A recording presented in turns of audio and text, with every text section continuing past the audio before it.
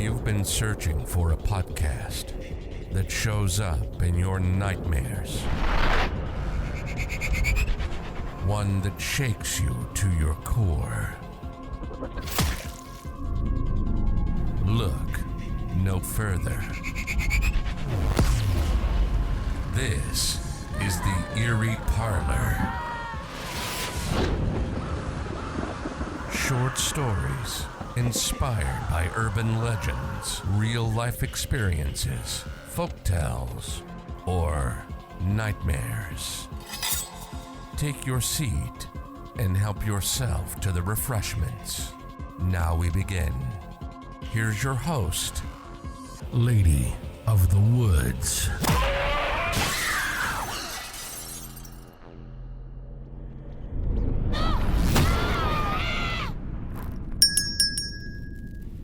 Welcome to the Eerie Parlor. I will be right with you. Oh, hey Liam. Are you having nightmares again? Hey, Miss Faven. Yeah, I'm having nightmares again. I was doing better, but about that night, my parents...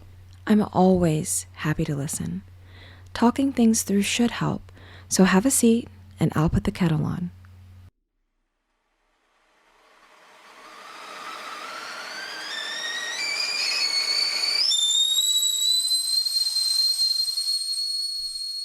So, in the dream, I'm 12 again.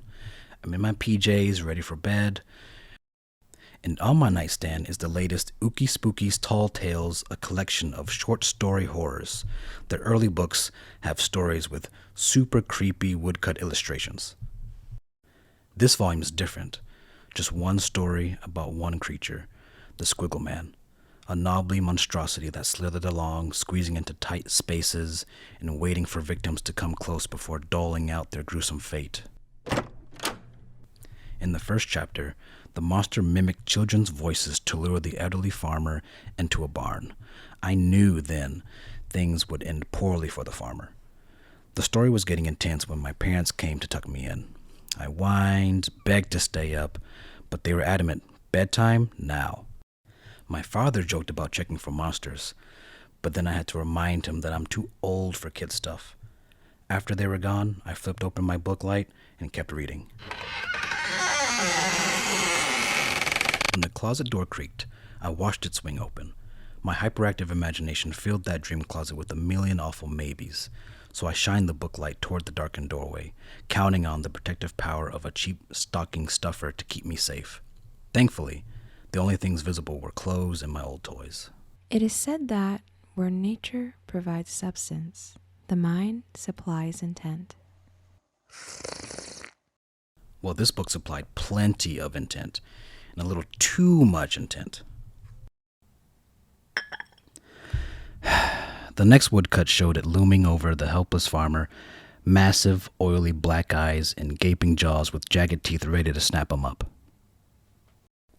I heard hangers rattle and looked up to see knobbly limbs stretching across the bedroom toward me. Whenever I have this dream, I always wake up and think, next time I'll do something different. I won't just scream. I'll jump up, lock it in somehow, or attack it before it gets out. I'll find a way to stop it, but I don't. So I do the only thing I can do in this nightmare. And that's to scream.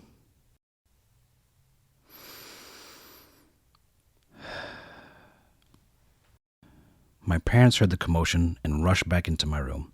Frantically, I pointed at the closet. Mom sat at the bed, consoling me. Dad dutifully searched for monsters. I insisted it was real, that I was not joking. Mom realized I was genuinely afraid and started singing our special No Monsters song. Monsters aren't real, they're all in your head. Go to sleep, Liam, you're safe in your bed. We sang it a few times, and I felt better. My father shut the closet, they kissed me again, and closed my bedroom door on their way out. I laid there, in a room that was too still, and I tried not to breathe too loud. Another creak of hinges.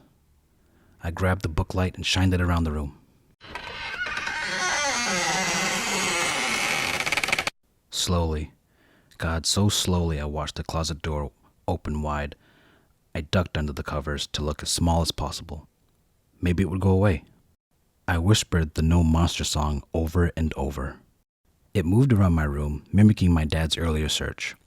I panicked, then felt foolish for hiding once I realized it knew that I'd never left my bed. I had to get out. I tossed off the blankets and jumped off the bed and came face to face with the monster.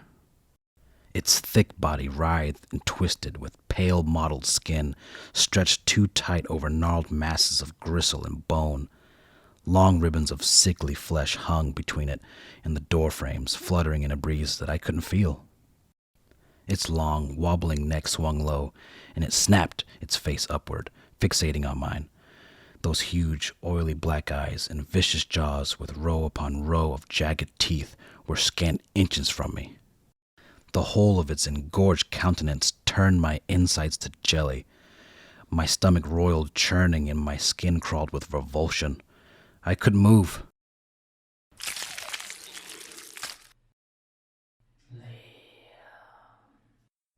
Liam. I shrieked and hurled the booklight at it, leapt around it, and raced out to the hall to my parents' room, screaming the whole way. Sobbing, I babbled out an explanation of what I'd seen.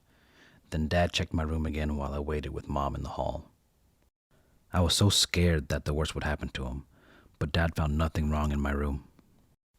After he gave the Dad's official seal of everything is A-OK, Mom led me back to my bed. Once they finally got me settled in, they paused at my door, bestowing concerned goodnight wishes. Then I saw it, in the bathroom across the hall, uncoiling, pallid and malevolent, just beyond my parents. I cried out, but it was too late. The monster hurled itself out the bathroom. It wrapped around my parents, twisting and jerking their bodies violently. I never remember much of what came next, just their screams and mine, and the monster snapping their bones and their blood just everywhere. Then, without ever moving, I'm in the bathroom too. The Squiggle Man loomed up like hell's own colossus, towering over me like the picture with the farmer, all knotted, ropey coils of twisting limbs, and that cavernous maw overflowing with needle-sharp teeth and oozing blood, ready to consume me. I couldn't fight that, so I closed my eyes, hoping it would be all over quick. Then, in a raspy mockery of my mother's voice, I heard it sing. Monster Nario. All in head. Go sleep. Liam safe in bed. It patted my shoulder. Not ripe yet. I recoiled hard, slipping in the gore as it slithered into the bathtub and down the drain.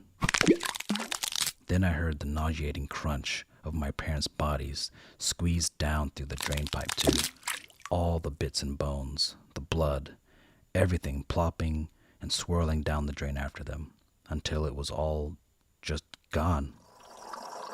Then I'm sitting on the floor, alone and exhausted.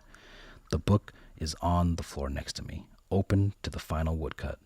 The slithering creature with two terrified figures in its unholy grasp, and my parents' faces, screaming.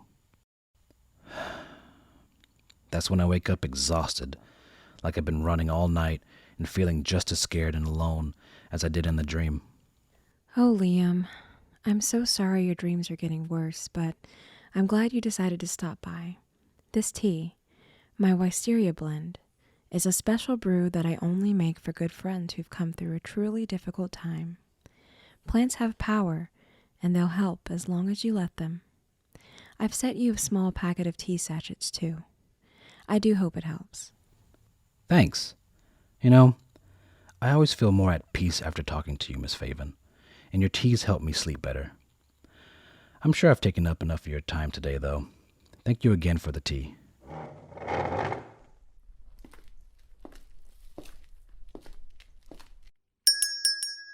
And thank you for listening. Of course.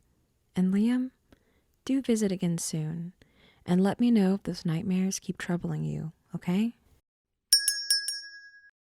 After Liam left, I made a note to follow up on the Ookie Spookies Tall Tale series and its author, Our Place. Though we'd successfully eliminated most of the tainted books from circulation years ago, it seemed some of the corrupted things from them, like this Slither, were still leaking out into the world. How vile. And just one more item on my growing list of wrongs that needed to be set right. You should have left my love and poor Liam alone, Slither. Why, if my tinker were here now, I'd have him take you apart, piece by piece, just like you did to Liam's family. But for now, I'll wait. Hunting you will be good for us to do, together, when he comes back. And believe you me, he will make it back. You've been listening to the Eerie Parlor. Our mission is to terrify you, electrify, and rock you to your core. Each episode is a short horror story inspired by urban legends, real-life experiences, folktales, or nightmares. It's what we do.